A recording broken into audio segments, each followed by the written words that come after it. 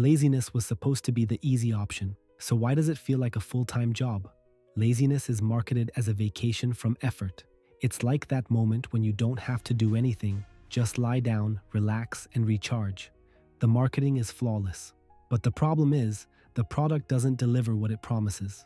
Because real laziness, and I'm not talking about well-deserved rest after a hard day, but avoiding things that truly need to be done, is not rest at all. It's a job, only worse. Because nobody pays you for it, you don't count the hours, and you work overtime in your own head, mostly at night. Today, let's explore something that sounds like a contradiction but is simply true. Avoiding work is harder than doing the work itself. Let's look at the facts. From the office, from home, and from your own email inbox, which we'll get back to in a moment, as I suspect we both know what's piling up there now. Let's start with an old saying your grandma probably repeated with annoying regularity. The lazy person works twice. It sounds like a moralistic cliche for a fridge magnet, but it's an accurate description of reality. You put off washing a cup. One cup takes 10 seconds, but the cup stays in the sink. A plate joins it, then a fork, then a pan, with something dried on it so well that now you need a chisel and some real determination to clean it. Suddenly, a 10-second task turns into a 40-minute operation, soaking, scrubbing, and that quiet sense of defeat as you stand over the sink at 11 p.m., wondering how your life came to this. You didn't save time, you took a loan. And every loan has interest. This brings us to the heart of the matter because procrastination isn't about weak character. It's economics. Specifically, it's outsourcing.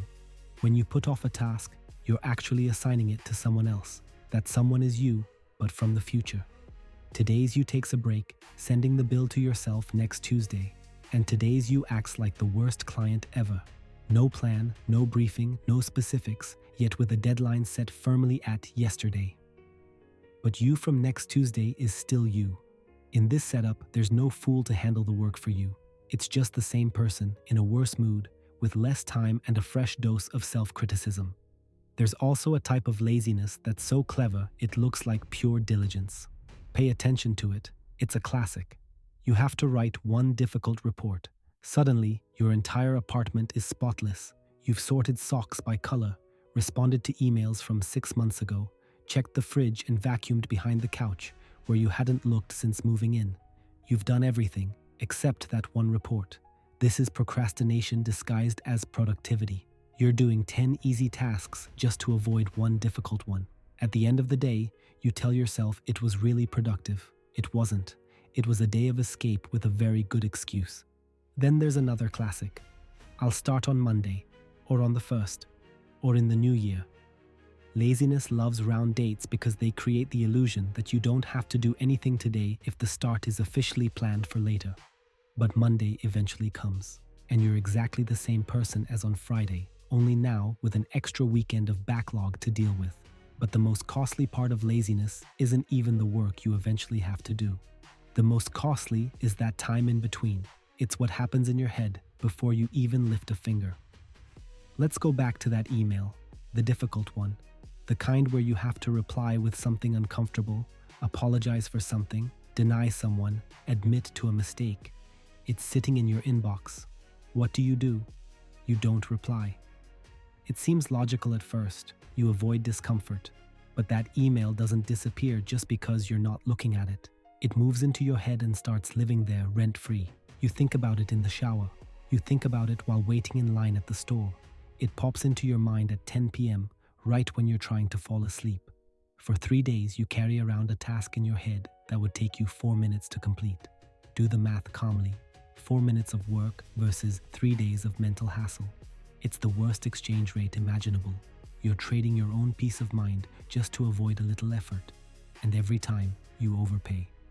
Now, let's transport ourselves to where laziness becomes truly costly. To the workplace. In an office, your laziness isn't just your personal issue anymore. It becomes the concern of the entire team. You know this person. Every office has one, and if yours doesn't, there's a chance that you are the one. This is the individual who will handle it later. The one whose part of the project is always almost finished.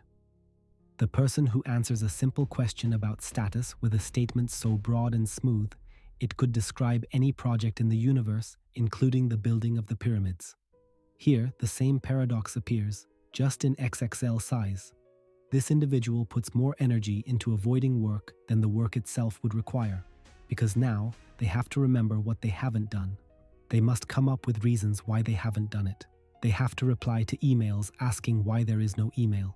They have to sit in a meeting where the only topic is the thing they haven't done, and with a serious face explain when they will finally do it. Notice what just happened here. He created a second job for himself. Job 1, complete the task. Job 2, manage the fact that the task isn't done. And from these two, he chose the second one, the harder, longer, more stressful, and utterly unproductive one. Congratulations. And he dragged everyone around into it. Now others are waiting on him. They're asking questions, they're making backup versions of their parts, just in case he doesn't make it. One person's laziness spreads its costs across the entire open space like coffee spilled on a keyboard. Stay with me a moment longer because soon I'll show you something that turns this whole plot upside down. I'll show you why the laziest people in the world can also be the most productive and why that's not a contradiction at all. But first, we need to finish this mountain because it's growing right now, because it all adds up. And that's the part you can't see when you procrastinate. No single delay looks dangerous. One email. One, I'll do it tomorrow. One browser tab left open to read later, which of course you'll never get back to, now accompanied by 20 identical tabs sitting in the same window. Each one seems perfectly harmless on its own, but they don't delete themselves. They accumulate. And then, one Monday morning, you open your laptop, look at it all, and feel that specific weight. Not from one task, but from 30 postponed tasks that have merged into one impenetrable mountain over time. A mountain that, now, you genuinely have no desire to climb. So what do? You postpone the whole mountain, and you add a little more to it tomorrow. This is a loop, a perfectly designed, self-perpetuating loop, and laziness spins it faster, cleverly pretending to try and stop it. All right, before you think this is another sermon about working from dawn to dusk and rest being for the weak, take a breath, because there's another side to this story. And honestly, it's much more intriguing than the first. There is a kind of laziness that works. It's even an engine of progress. Bill Gates is credited with saying he'd rather choose a lazy person for a difficult task because they'll find the easiest way to do it. And in that one sentence lies the whole secret. A good lazy person doesn't avoid work. A good lazy person hates doing the same thing twice, so they automate it. They hate pointless, drawn-out meetings, so they cut them short or turn them into 3 lines in a message. They hate monotonous repetition, so they build a system once, which does the job for them while they calmly sip their coffee. This isn't avoiding effort. This is investing effort once so they never have to do it again. And there's the whole difference captured in one simple sentence. Bad laziness pushes effort into the future, where it grows. Good laziness puts in the effort now to completely erase future effort. One takes out a high-interest loan. The other pays off the debt up front and enjoys peace from then on. And here, we reach the conclusion that you probably didn't expect when you clicked on a video with a title about laziness. The truly lazy path, the one that genuinely avoids effort, is the hardest road there is, because it doesn't disappear. It waits, it grows, it comes back to you with interest, with a mental toll added to the bill, and with a second pointless task thrown in for free. And the thing this entire film describes as getting to work, doing that one pesky task right away, now, while it's still small, is actually the laziest thing you can do in this situation. The least total effort, the least thinking about it, the least carrying this burden in your mind for the days to come. So no, laziness is not an easy option. Laziness is a full-time job where you are the boss, the employee, and the HR guy calling you in for a disciplinary meeting. You hire yourself, exploit yourself, and don't pay yourself. And that's why, despite all the beautiful marketing, being lazy is truly, quite literally, a pain in the neck.